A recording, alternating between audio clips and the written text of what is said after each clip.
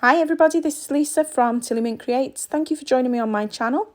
In today's tutorial, I will be showing you all the different tools of the trade to help you on your crochet journey.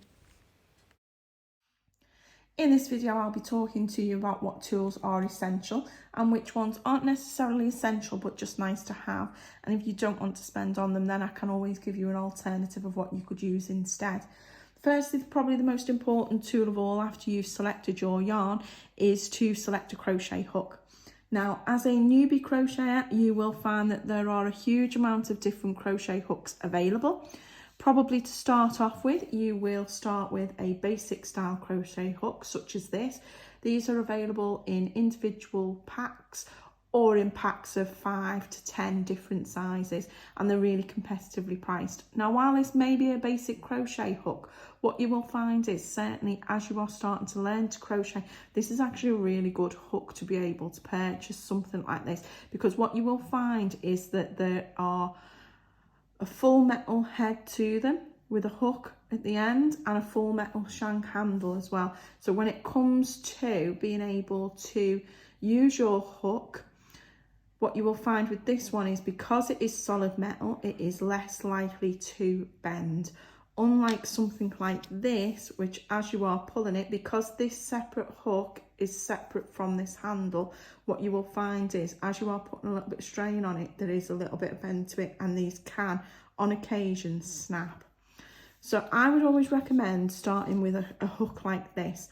However, what you need to be aware of is that with these crochet hooks, sometimes you can find that your hand can start to ache.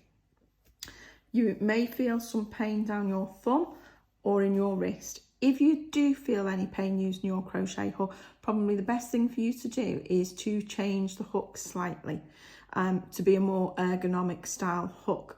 Now, what I found when I first started crocheting was I moved to these type of hooks. So these had a much chunkier handle. This bit here is relatively flat, as you can see, but it's got a nice chunky handle to it. However, again, because this shaft is separate from this particular handle, what you will find is this also has a little bit of wiggle room to it. So give that one a try and see how you go with it. What I've now also discovered is that there are polymer clay handles, and again, these are much better to hold if you do have aches and pains in your hands. This particular one is just like this, so it has a full metal head to it and a metal shanked handle, and what you will find with this is that they've placed polymer clay over the top of it, baked it in the oven to make it stick to this hook, and that is actually a really nice comfortable feel to it.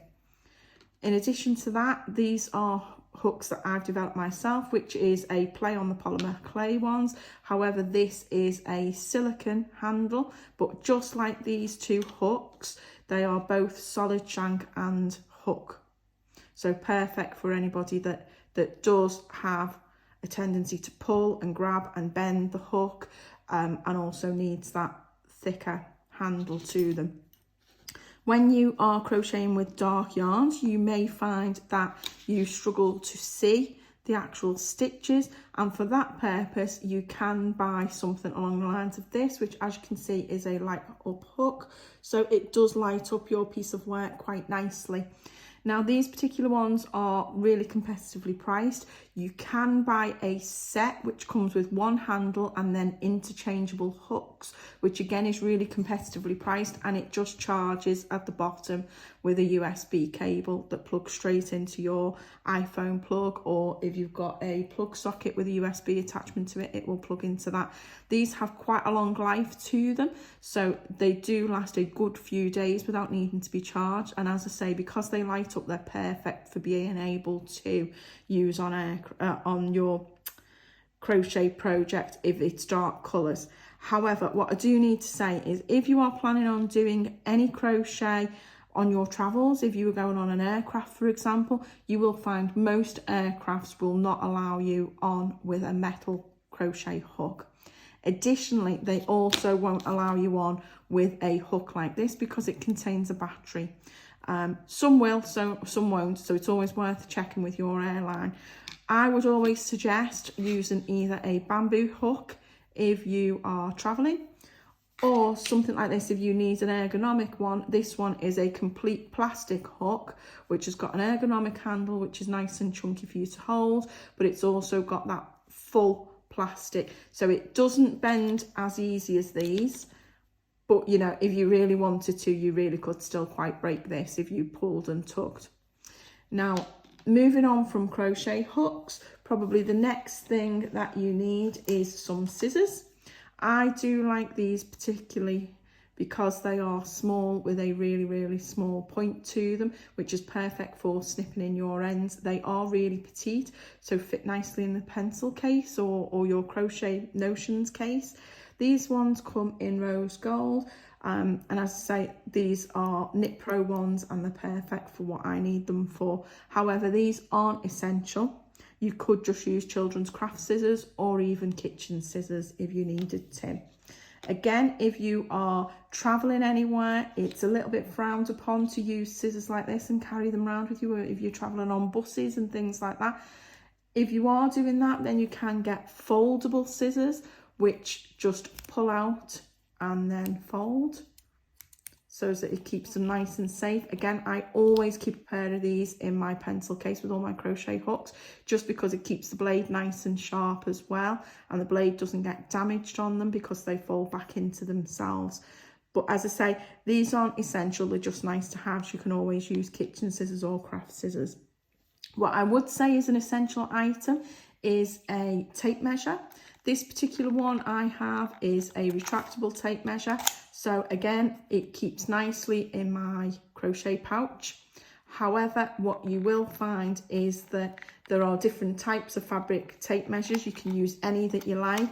You can even use the loose ones that are in sewing kits. What I would say with those is that they do have a tendency to tangle up, which is why I always like this retractable one. This does tend to get stolen quite a bit by my daughter, so I've got a couple of these in my case. Moving on from that, then you would also have a darning needle. Now again, what you will need with a darning needle is something that's got quite a relatively sharp point to it and quite a large eye to be able to fit your yarn in. These come in metal, plastic, and I've even got some Knit Pro ones which have a metal shaft but then have a large plastic loop on them. I'll link those in this video for you, and any of these tools that I'm showing you I'll be able to link in this video so that you can shop online for them. I particularly like these plastic darning needles for the simple reason that they are really, really inexpensive. Doesn't matter if you lose them, doesn't matter if you snap them. Perfect for getting chunkier wool in because they've got a big eye to them, but also the fact that you can take them on your travels because they're just made out of plastic. They're not going to cause any harm to anybody. Moving on then, I would also suggest having some form of stitch markers. Now you can buy stitch markers like this, which are decorative stitch markers, which are just made out of metal with a small lobster clasp to them. Or alternatively, there are plastic options available. Again, I will link both types in this video. However, if you don't have stitch markers, don't worry too much. You could always use a paper clip or even something along the lines of a alternative coloured piece of yarn just to mark where your starting stitches are. And probably my most favourite tool out of all the tools that I've got, I have purchased these digital row counters. Now again, not essential. What you can do is just use a piece of paper or mark on your pattern with a pen where you're up to. But I particularly like these ones because, as you can see, it has a digital face to it. You press your button to count up each row. It sits on your finger nice and comfortably, and then you use this small button to reset it back to 0. So as you are crocheting along with your piece of work, you can just keep hitting your button as you go along.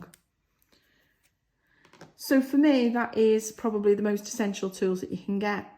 As you can imagine, there are a huge array of different items that you can get. It will become slightly addictive and you will start playing with lots of different crochet hooks to find the perfect one for you. What I would suggest is always try out maybe just one crochet hook before you go and buy a full set. but it is important for you to determine which particular crochet hook is going to fit your hands properly. And please do remember that your crochet hook shouldn't cause you any pain in your hands. If it does, it is likely that you've got the wrong crochet hook and that you would need to change it. So just experiment a bit.